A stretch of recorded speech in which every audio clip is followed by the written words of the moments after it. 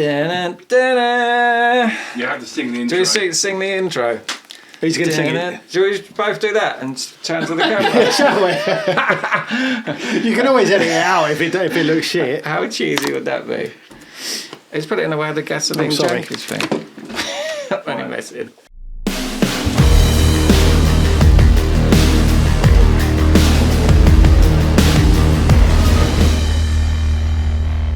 Right, welcome to this special edition of Gasoline Junkies. I almost forgot it then, I was going to call it something else. Gasoline Junkies, this is episode 007, so as it's 007, we thought it'd be a good idea to do James Bond themed episode. Now, this isn't necessarily going to be about cars and cars only, because we're all Bond fans here. Yes. So we're just going to talk about the love for James Bond. We're going to talk shit about James Bond. But try and focus it around cars as well. Yeah. So I will start to you. What is your favourite Bond girl? This was a hard one, right? And it's, no pun intended. No pun intended. And I did have to rattle my brain a little bit to get this, to narrow it down. I always liked Gemma Arterton. Mm-hmm. Oh, yeah. As an actress. Yep. But in the Bond movies, she's not the most attractive. So in that film, what did we say with the vampire one? Oh, you told me to watch it and I didn't. Bazanti or something like that. Yeah. She's literally, the whole movie she's in stockings and suspenders. It's lovely. Amazing.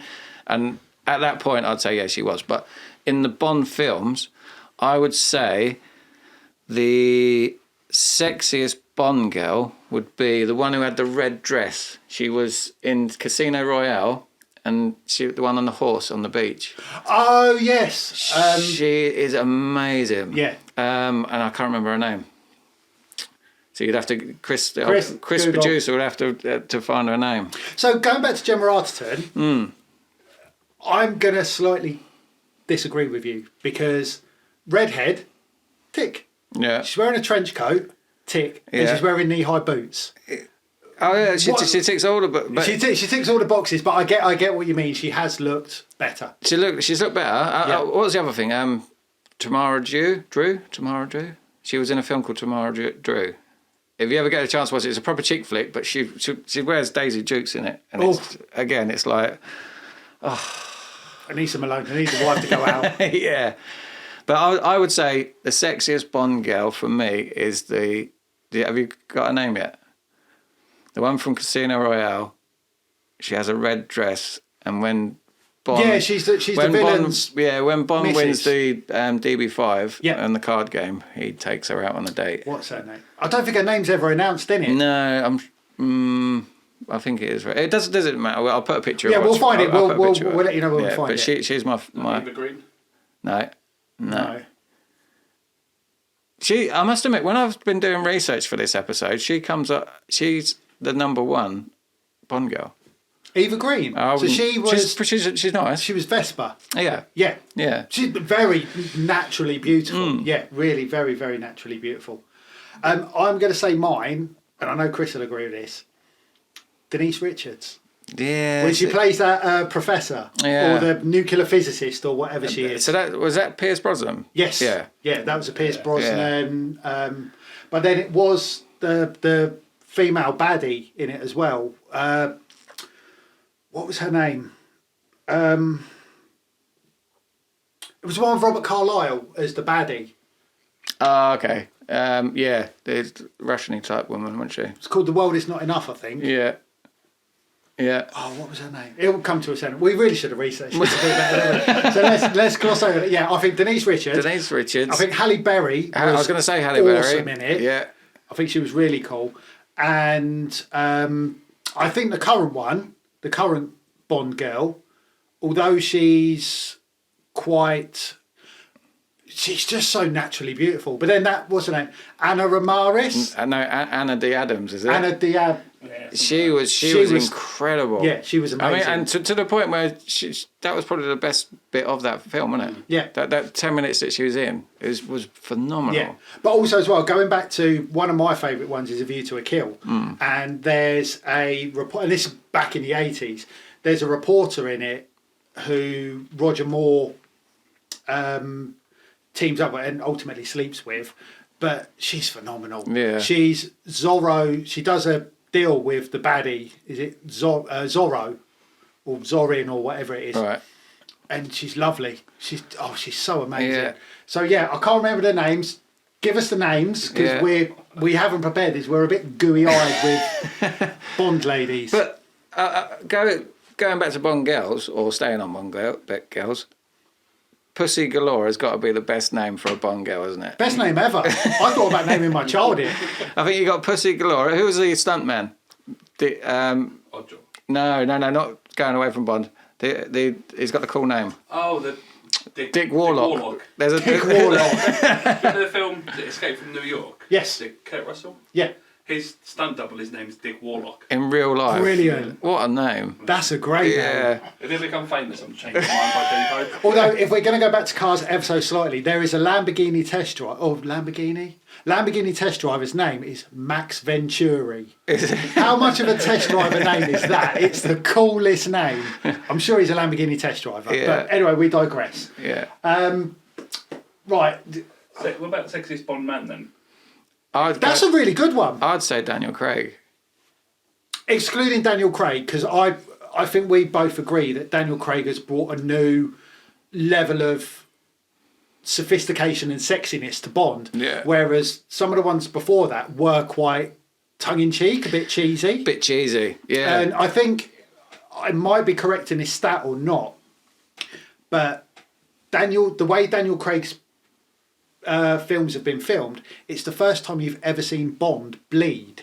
Yeah, see, they changed the mould really with Daniel Craig's one because it's almost like a believable, like raw as Bond should have been. He was like an out-and-out assassin basically. But he shows emotion, so he shows love with Vesper and all that.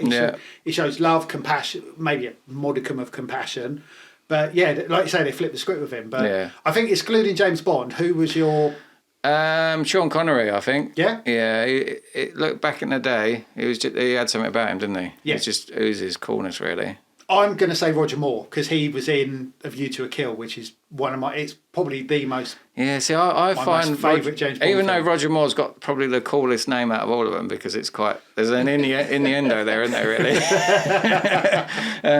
I think his Bonds were the most cheesiest. See, I would agree with that. But there's a few Pierce Brosnan ones where there's just little bits that I just think, fuck, they're cheesy. Yeah. The point in question was there was one that was filmed in London, and I can't remember the one it is, but it's where he's in the tiny little boat. Yeah. And he suddenly Thames. puts it in submarine mode, and he goes down, and he does that with his tie. You just think, really? Yeah, I know. But it's so cheesy. It's brilliant. Tomorrow Never Dies, or whatever one it's called. Yeah. A fun fact as well. Pierce Brosnan was in my house when I was a kid. Yeah. They filmed a film in our street called Fourth Protocol. Okay. And it was at the time he was lined up. It was quite commonly known that he was lined up to be the next Bond. Mm-hmm. But he did this film as almost like a, I don't know, just to see what it would look like. Yeah. And because they filmed it in our street, my dad ended up being on the security team. Oh wow! For the set, and they found out that it was his birthday while they were filming, and they needed somebody to make a cake. Mm-hmm. So my dad was like, "Oh, my missus can make a cake." She couldn't make a cake. But he wanted her to do it, so she made it. She made a nice cake, so she made him this birthday cake, and he actually come into our house and received the birthday cake, which I thought was quite cool. That's very cool. But we were lucky enough to go to Pinewood Studios back in the day, and while they were filming some of the scenes, and because they used basically the estate I used to live in looked like they said it looked like an American airbase. Okay, that's why they used it. Healands. Yeah, Healands. Yeah, I can see that. Tranlands Brig. Yeah. So if you ever get a chance, watch the film, and it does look like it. Okay. But we went down to Pinewood Studios, and they'd used my friend's house, who I'd been in hundreds of times before, as Pierce Brosnan's house that he was staying in. So we went down to Pinewood Studios, and we went into my friend's house in Pinewood Studios. No and way. It was an exact replica. I walked through his front door, and it was exactly like it was. That's cool. It was insane, yeah. Great. Awesome. Right, let's try and get on to one where we're not going to fumble our way through it. Mm-hmm. What's your favourite Bond car? It's a toss-up between, obviously, and it's probably everybody's, a DB5. Yeah. Which it does take some real hard thinking, because there's been so many nice ones. Mm-hmm. It's either going to be the DB5 or what he used in Casino Royale, which is the DBS. Yeah. I just think that's a work of art. Yeah. It's just beautiful. But the only thing is, for a Bond car, it didn't have hardly any gadgets at all, did it?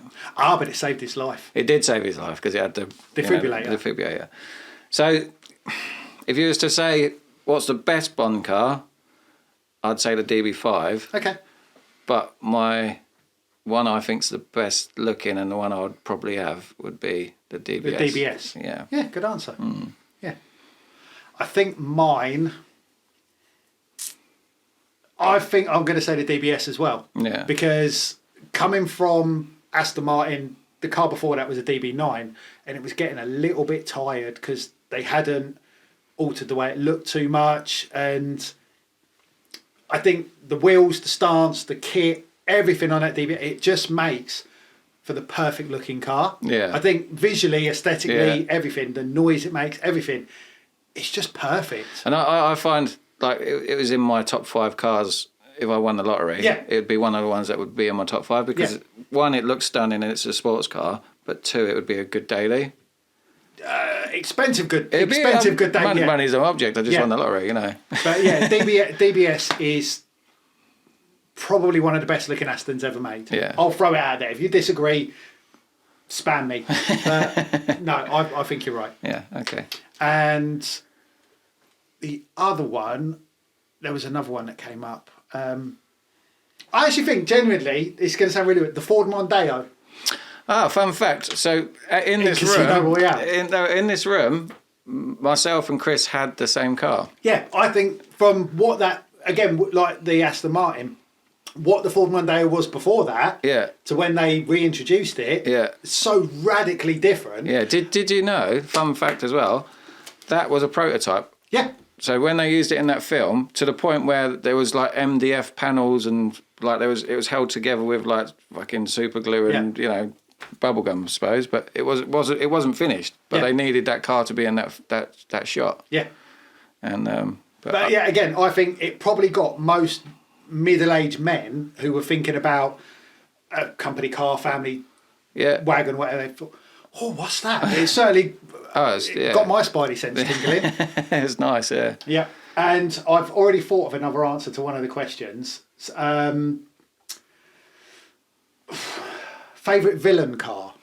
We spoke about this quite quickly a minute ago. Yeah. It would be the one that David Batiste drove, the Jag. The Jag CX-75. It's stunning. The car Jag should have made, but didn't. So they never made that? Never made it. It was always a concept? Yeah. I'll tell you a little story about that. I, in my previous role, was very lucky to do a lot of work with Jaguar. And in a place called Wrighton-on-Dunsmore, they have a place called Jaguar Heritage. And it's where they restore all the old Jags, E-Types, XJ220s, Mark IIs. But out the back of it, there's this car just warehouse. It's full of... They bought a collection of all these really obscure cars. And out of there were the 2 cars that they used in the film. Were they? The Jag CX-75s, the yellow ones. Yeah. And I said to the guys, can I take a picture? Like, no. I said, can you start it up? And they went, no, it hasn't got an engine. But they were the actual cars that were used in the film. So I've physically seen them in the flesh. Oh, wow. And I still chat with a couple of mates who work for Jag, and they're like, yeah, we should have made that. Yeah. It probably could have saved Jag at the time. But equally, the DB10 for Bond at that time, the car Aston never made, stunning. Yeah. Just stunning. Yeah, that was actually made for the movie, wasn't it? Yeah. That one? Yeah. Yeah, because they went from the DB9, DBS, DB11 beautiful. Should have made. But I think in the film, wasn't it made for 009 or something? Yeah, but he just and then he nicked it. Typical Bond fashion. Typical Bond. Yeah. Yeah, but I mean, staying on the cars quickly because it's a car show. Yeah. Obviously, the Lotus. Is it Esprit? Yeah. That was a beautiful looking car. Yeah.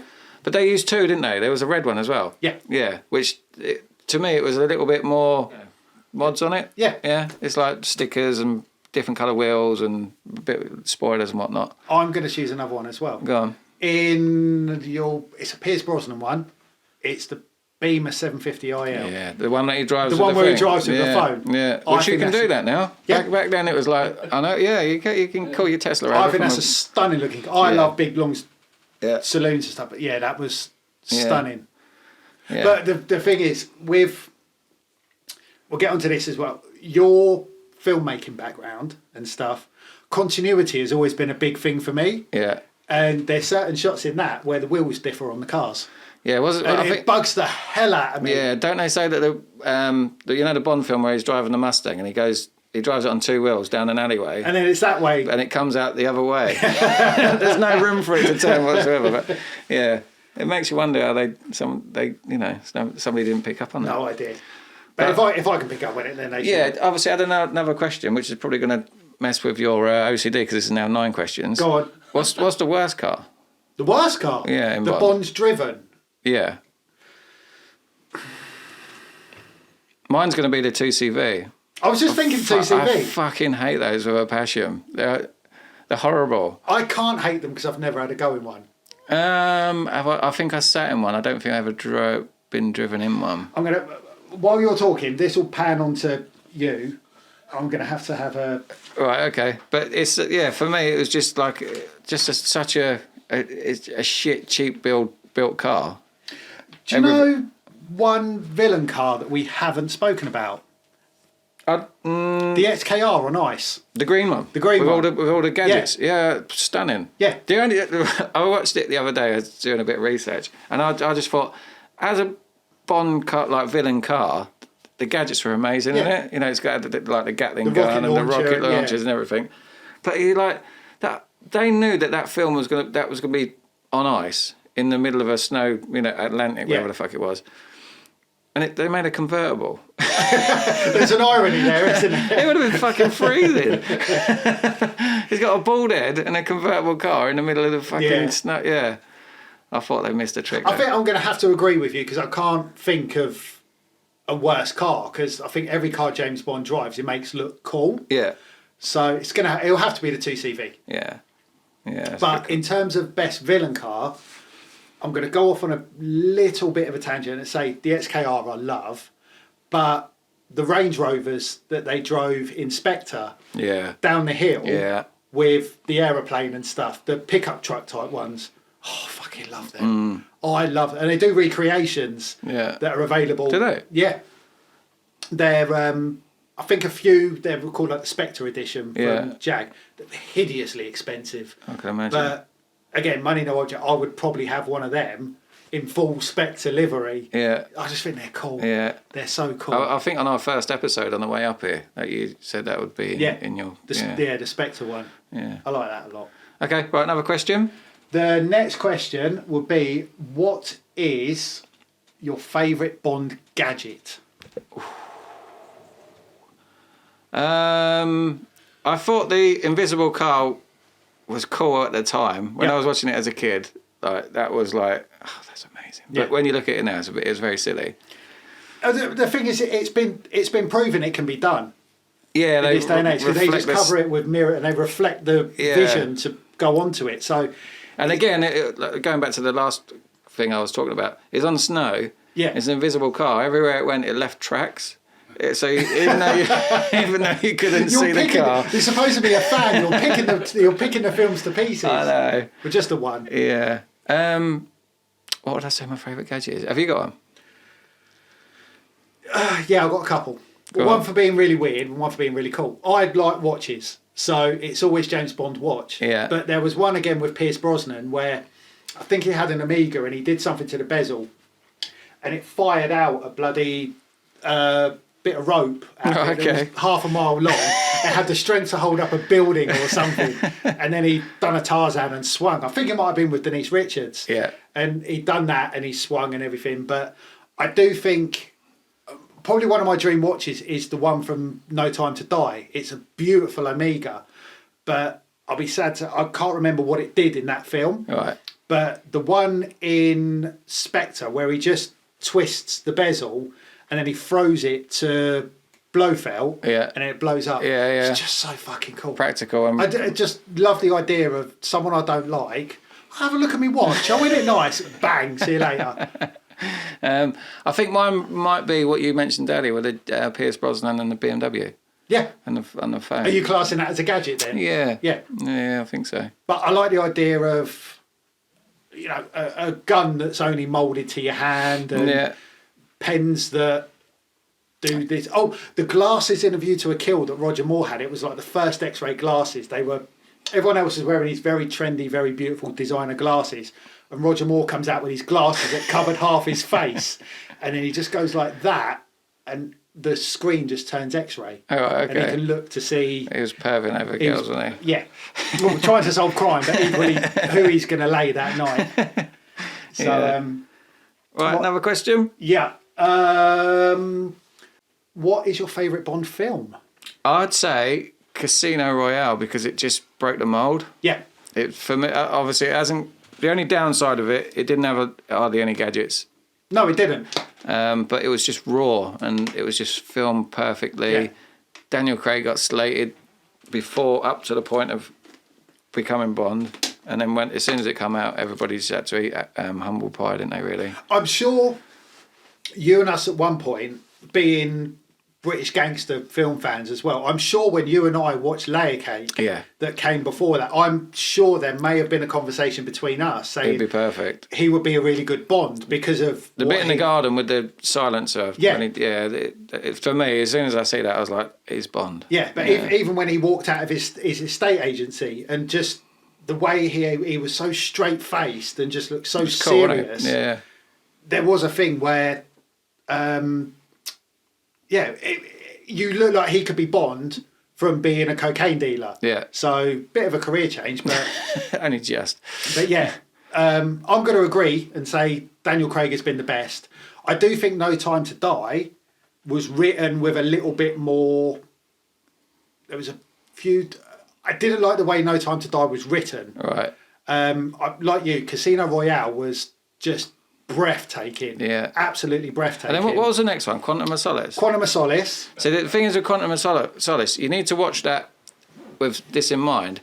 Halfway through that film being made, all of the writers and the crew walked out on it. Did they really? Yeah. So it was left to Daniel Craig and the director to finish the film. And that's why, up to a point, that film is fucking wicked. And then afterwards, it's like, crap. am I watching the same film? And you can almost physically see halfway through that film. What point? I have no idea now. No? No. You can watch, literally, it's almost like bang on halfway through on the film. It stops and it changes. And the scripts are nowhere as good. The action's nowhere as good. The direction it's almost like somebody else completely picked it up and finished it, which they almost did, I suppose. Yeah. Yeah. He's done 5 films, hasn't he? Yeah. So he's done Casino Royale, Quantum of Solace, Spectre, Skyfall, which is amazing. Skyfall, yeah. The thing is, Skyfall is basically Home Alone. Right? And then once you know that, you can never watch it the same. It's Home Alone. It's the storyline's Home Alone. You know when he goes to Scotland and he booby traps a house? Yeah. It's just like watching Home Alone. Yeah. But I think Skyfall is probably up there for a very close second. Oh, Skyfall's just because amazing. I love it. He was a drunk and he fudged his way back into MI6. Yeah. So much so, it's really sad again. I found a company that made the replica tracksuit that he wore I bought it. Oh, you could have worn that today. I know, I should have. I seem to buy replica track. I've got a replica tracksuit of Danny Dyer in The Business. Have you? Yeah, I've got his Sergio Tacchini top. Yeah. I've got a replica one of those at home as well. Jimmy Savile sits over. Yeah, another half. But yeah, I think Skyfall was one of the best. Yeah. And then it went on to Spectre after that. Yeah. Skyfall and Spectre, just brilliant. Spectre's really good. No Time to Die I enjoyed. I think the No Time to Die, I don't think the villain was... He was awful. Yeah, the villain was bad. His motive wasn't. Yeah. Yeah. That was a bit silly, wasn't it? But I like the way they ended it. By killing him. Yeah. Because it was like Daniel Craig wanted to put a full stop on it, didn't he? Yeah. Leave it to somebody else. Okay. Right, well, going on to that one then, I've just thought of another question. Who in your eyes is the next Bond? That's a really good question. So I've probably got three. I'd say Henry Cavill. He is literally everything. He's a cartoon. He's everything Bond should be. Yeah. He's literally, it sounds right, he looks right, he's got coolness about him and charisma, he's good looking, you know what I mean? He's everything that you would want. If you was to write everything Bond needs, he ticks every single box. Yep. And then I'd say Tom Hardy. And I think Tom Hardy would be a really good person to take on after Daniel Craig because they're very similar. They're rough and ready. Yeah. He's good looking. He's got a good voice. He looks great in a tuxedo. I'm going to throw a caveat in there for that. It's been long said that Tom Hardy should be it, and I'm all for it. But do you remember when Timothy Dalton was James Bond? He only did about 2 films. One, I think wasn't it? Eh? Was it not or one? One, maybe 2. I think if Tom Hardy was to do it, I think it would be a short tenure as James Bond. I don't think he could last because you think Daniel Craig did Bond for nearly 20 years. Yeah. And he started off, what was he, mid to late 30s when he got it. Yeah. So he's 50 odd. What's Tom Hardy is around about... He's, 46, 47 maybe? Yeah. So it would kind of, if he was to do it up until he was in his 60s, yeah, it wouldn't look. It would be a geriatric Bond. Yeah, and it would kind of almost turn into a parody. So I think it would be good, and I think it for the British nation, the Brits have voted for Tom Hardy. He's gorgeous, and in the right outfit. If you've seen This Means War. Yeah, the film with the geezer from Star Trek and Legends as well. Yeah, and Legend. Yeah. He's just epic in it. He looks great. I think he would be brilliant, but I think it would be a short tenure. Okay, so who's the other one in the running? Aaron Johnson. Yeah, Aaron Johnson, the one who is in Kick-Ass. Seems to be his name comes up a lot. See, I'm gonna throw. Kirsty and I watched a series the other day, and what was it called? It had a bloke in it, and afterwards you think, shit in hell, he could be a good Bond. But he plays a hitman. Right. It's a really recent... Oh, that's Day of the Jackal, is it? The Day of the Jackal. Eddie yeah. Redmayne. Eddie Redmayne, that's it. No. I could see him with slightly darker hair. Yeah. I just think the way he portrays that character... He's really good in it. Afterwards, I immediately thought he could be Bond. Yeah, he's really good in it. I just think he's a bit funny looking for me. He is a bit funny looking. Is he not handsome enough for No. Let's go back to the Bond girls. This is getting weird. I thought Eddie Redmayne would be a good one, but right. I agree. Henry Cavill, Tom Hardy. Yeah. Who else is there? Idris Elba was thrown about, but then he's too old. He's too old. Yeah. No, he's too old. But no, for me, I'd say Henry Cavill. With the way that filmmaking goes, do you think an American could do it if they put on the accent enough? Or does he have to be quintessentially British? Yeah, I'd say he has to, really. Unless he can do like a really good British accent, and I suppose he could get away with it. Or Scottish. Yeah, you had obviously, We'll leave it open to suggestion. Yeah. Did you know, right, there's another fun fact. Quentin Tarantino was going to do a Bond film before Quantum of Solace. Was he really? Yeah, he actually wrote it. That would have been good. Yeah. But he actually wanted Pierce Brosnan to be Bond still, and to the point where it was started to get made. Everything was going through, but he wanted to do it black and white, and he wanted to set it back to where Bond would have been in like the 50s and 60s. Okay. So he wanted to go back. Yeah. And apparently the story was really good. I think it was Casino. It was called Casino Royale. Okay. And it's all about gambling and whatever. And it got stopped because he was adamant it had to be set in the 60s, whatever. Yeah. It got stopped because Bond is heavily sponsored by Amiga, Aston Martin, blah, blah, blah. And they wouldn't have been able to put any sponsors within the films because it was set back in the day, and it wouldn't have worked. So, because I think Bond back in the 50s and 60s, he wore Seikos and Casios as watches, which you wouldn't now associate with. Almost Bond is a luxury brand now. Yeah. That's why it got stopped. Interesting. Yeah, and he wanted to go more of a darker assassin route. He wanted to go away from the silliness of like the one-liners and whatnot. And he wanted to go almost like what Daniel Craig's Bond was. He was like an out-and-out assassin, and he wanted to go dark with it. I think it would have worked, but I don't think it would have worked. Would have been a one-off. Yeah. So. Interesting. Yeah. Have we got any more questions? Yeah. Favourite Bond car chase, mate? I think the one where he flips over multiple times is stunning. In the DBS then again. It breaks my heart to see it. It's every, 12 times it spins over. It breaks my heart. What a record that was. Yeah. It's gone in the books, isn't it? Do you know where that was filmed as well? Yeah, up the road. Bedford? Yeah, just up the road. Yeah, Millbrook. Yeah. That's probably, I'd say, most memorable, and I'd say that's my best one, really. Cool. What about yours? I've got a few, like in A View to a Kill, where the Renault 11 that he's in and it gets chopped in half. Okay. And then he's chasing Mayday on the parachute, but he's driving half a car. And, physics say it shouldn't be possible, but he does it. And again, that whole... I haven't watched them for many, many years because I just think I watched them as a kid and I did enjoy them, but they're just silly. Yeah. That's why I like the Daniel Craig ones. They're more grown up, more mature. The action's great. It's filmed great. You watch them old ones now, and I have done a bit of research, and the camera work's not great. The acting's not great. It's not. They're shooting guns, and it's like pew. But you're comparing it from event to art. So obviously you said you had a couple. So I can't remember what film it is, but there's an opening scene where he's having a car chase in the DBS against a couple of Alfa Romeos. Right. And it's through all these tunnels and everything, and they're argy-bargy and everything. Yeah. The door gets smashed off. Smashed off, and then the Alfa goes flying off the cliff. Yeah. Which sadly, a stuntman actually died making that. Did they? Yeah. Oh, right. But it's that one. That's probably Spectre or something like that. Yeah, I think it was. Yeah. That was good. I watched that the other day. Actually. That's one of them. That's my second.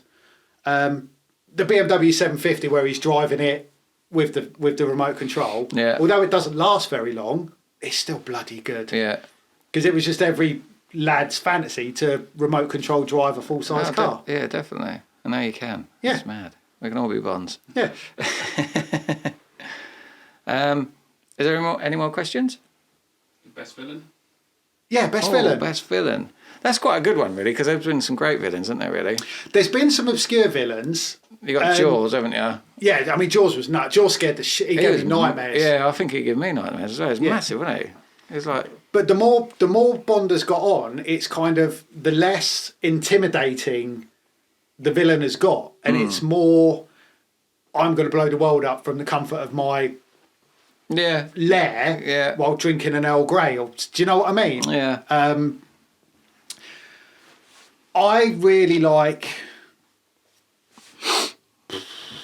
Again, I forget his name. The one where he was the cyanide one. Yeah.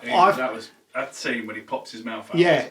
But I think the bit where he takes Bond to that remote island and then he sits him down and there's all the servers near and the way he kind of taunts him, but then he almost flirts with him a little bit. Yeah, it's great, isn't it? You fucking horrible bastard. All twisted, isn't he? Yeah, he's just completely twisted. I think he's probably the greatest one. That bit where we went to the cinema to watch it, didn't we? That bit where he takes his teeth out or his jaw out or whatever and his face caves, that was brilliant. I remember everyone everyone was like, whoa. But then I think where he goes into the courtroom where M's having her whatever she's having, her hearing or whatever, when he's dressed as the policeman, and the way he just walks in there and he's just so fucking serious. You think, he's and when he starts calling her mummy or it's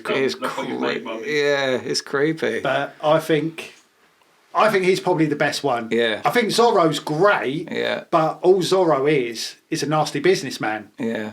He tries to flood Silicon Valley and stuff like that. But ultimately, he is a nasty businessman. Yeah. I think Robert Carlyle was really good because he was virtually unkillable because he had no feeling. Yeah. Because he'd been shot. So everything Bond tried to do to him couldn't kill him. Yeah. So I probably thought he was a really good one. Okay. That's good. I just thought of a question as well, and I can't think of it. We can pause this for a sec. I was saying, there's another. I was looking at another Bond, Nicholas Hoult. No, that's not for me. He's done the list of like potential. Is he? Yeah, no, I wouldn't put him in my list at all, really. Who's Nicholas Hoult? He was in About a Boy, wasn't he, when he was a kid? Oh, him! Yeah. Beast and the new X-Men. Yeah. Oh, really? He's a good actor. I like him, Yeah. but I don't think he's Bond worthy. He's not pretty enough. No. Let's go back to the Bond girls. It's getting weird. All right then, top. I thought of a question, mate, and it is completely gone. I thought of a couple as well while we were speaking, and I was like, I'll bring that up in a minute, and then I'll forget. Are we good for time? That's 35 minutes. Oh, is it? Oh, that's cool. Right. Oh, right. I've got to try and think of one more. It was in relation to something along here. What's the? I mean, it's good. You might want to cut this bit out. But what's the worst sponsor shoehorn you've seen? He drinks Heineken. I was going to say, Yeah. in the Daniel Craig ones, there's one, I can't remember which film it was. He just seems that every scene he's got a Heineken in his hand. Yeah. I think somebody's done like how many product placements is in that one film. It's horrendous. I think there was one with Virgin Atlantic as well in Casino Royale. Right. It was a real shameless. This is going on. Oh look, a Virgin plane's flying over. It's almost like every scene is like, Wade's World. it was, wasn't it? Yeah. By the way, these mugs are available. Oh look, don't forget the t-shirts. Yeah, t-shirts. There was a couple of questions that popped up in my head that I thought we could ask.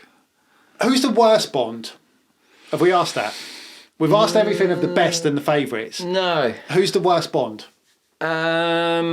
So you got Timothy Dalton. Well, it wasn't really memorable, was he? No one called George something. Lazenby. Lazenby. He was right at the start, mate. Yeah, he was. I would openly admit I've long forgotten his films because. Yeah, I must admit he's not somebody on my radar actually.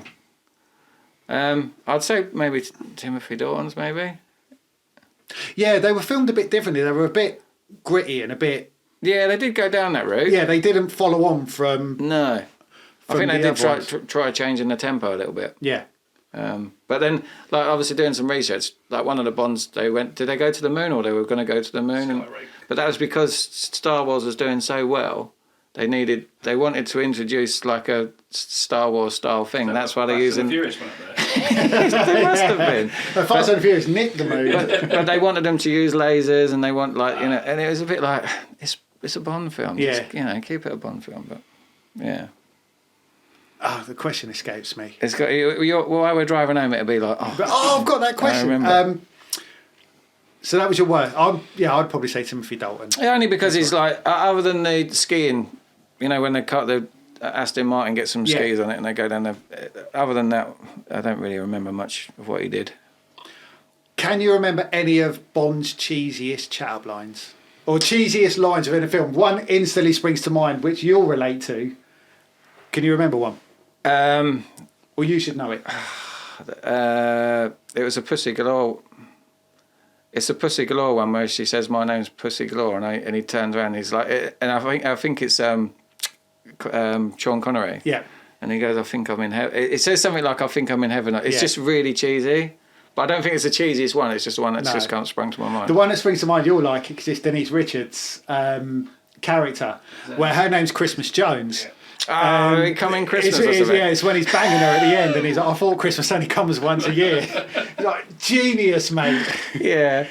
And that's where she turns around and says I was faking it. But no, I'll remember it. Never. But we'll shoehorn it in somewhere else. So one of the things that it's not a question and it's not really a thing, but Bond's notoriously known for having bulletproof cars. Yeah. In one of the Bond films, I think it was the one with Roger Moore. When he gets married, and his missus gets shot, doesn't she? Yes. She gets shot in one of his Aston Martins through the window. Right. But every other Bond film I've ever watched, when it comes to Aston Martin related, they've all got bulletproof windows, and I just think, why that one instance wasn't that car bulletproof? That's a very good answer. That's a very good question. Yeah. So for Yeah. well, that's it, because obviously it then becomes, you know, very revengeful, and it has to go back out, and But yeah, it's little things like that. You know, you watch them and you think, same as the invisible car with the tyre tread. Yeah. But as Bond films go, I think my favourite's Casino Royale. Yeah. By far, because it just changed the mould, especially at the beginning with the black and white scenes where he becomes a double O. I just think it was great. I think the bit where, again, Casino Royale, the bit where he's getting tortured at the end. I was going to bring that up. In a chair. Yeah. You could not watch that and not... I think every bloke crossed his legs at that moment. Yeah, you only have to tap them. but it's not a cheesy one-liner, but it's probably one of the best one-liners in it, where he goes, "You're going to get known for the person who tickled my balls." Yeah. Fucking brilliant. Absolutely brilliant. Yeah, I love that. Right, I got one more. Go on. Best Bond theme tune. Oh, good one. That's fucking good. So, growing up, I liked Madonna's one. Growing up, because I thought it was pretty cool. Mine's Live and Let Die. Live and Let Die is good. Live and Let Die. That's awesome. Paul McCartney, isn't it? Yeah. Yeah. No, I would say, and again, this goes back to Danielcraig films, is, what's her face?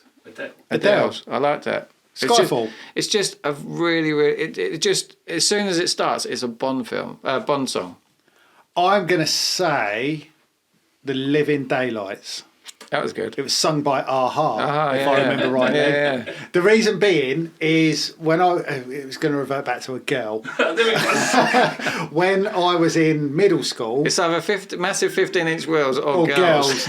I fancied the hell out of a girl called Melissa. I can't remember her first. I was only like 11, but she was obsessed with Morton, who was the lead singer of Aha. All right. He was a good looking lad, actually. He was a very good looking lad. Yeah. So I tried to grow my hair to be when I was only like 10, 11. And that's when they sang The Living Daylights. I just remember his vocals were just really sensational. Good, yeah. I must admit, the Bond songs, there's been some good ones. There's been some shit ones as well. I think Sam Smith... Oh, God. That one was awful, because when that got released... Nick Grimshaw said, if you layer that over Earth Song by Michael Jackson, it sounds exactly the same. Every time I now hear that song, I can't not hear Michael Jackson. I quite like the Billie Eilish ones. I really like that one. Bond, it was a proper... Was that the last one? Yeah. Yeah, it was pretty good. I like that. But the Adele one is just one, if it comes on in the car, every self-respecting bloke will have a good old sing-song to it. You just know it's you just relate to it. But then there was, I can't remember some, but View to a Kill was a good one, but that's my favourite thing. Didn't Tina Turner do her? Tina Turner Tina Turner done one. Yeah. Who was the one who done You're So Vain? She done one as well. That was a good one. I can't remember her name now. Not Shirley Bassey. No, she did do it. She did one in Before We Were Born. Yeah. The viewers can put something in the comments. They can actually correct all our wrongs today. We just wanted to chat shit about James Bond. We just needed an association with 007. 007 episode, so it needs to be about 007. Yeah. Yeah. And I've still forgotten my question, so we will have to we will have to can it there. Oh, one thing as well. For my birthday, my parents got me a driving day. Oh yeah. But a Bond themed driving day, so I get to drive any of the Bond cars that they've got. So it's either a DB5, Renault 11. no. I think it's all Aston Martin. So I think it's a DB5, and you get a choice. You can pick like 2 out of the 5 or something. DB5 and then the DBS. Can we come with you? Yeah. No, that's what I thought. Where is it? I'm going to wear my tux, and I'm going to. Oh, you've got it's just up the road. I have to, don't you? Bicester. Okay. Yeah, Bicester Heritage. It's cool. That'd be brilliant. Yeah, so it's only on the road. Yeah, Road trip. Cameras, we'll make a vlog of it. Should we buy a banger and act as a villain? Let's see how good Russell's driver really is. The slowest Bond driver ever. 10 to 2. Mirror signal manoeuvre, Bond. Yeah, that's going to be your thingy, isn't it? Your Bond gadgets, the indicators. One final question. What do you think of the new age Q compared to the old age? Because John Cleese was Q's assistant at one point, and I thought he was fucking hilarious. He was great, wasn't he? What do you think of the new Q?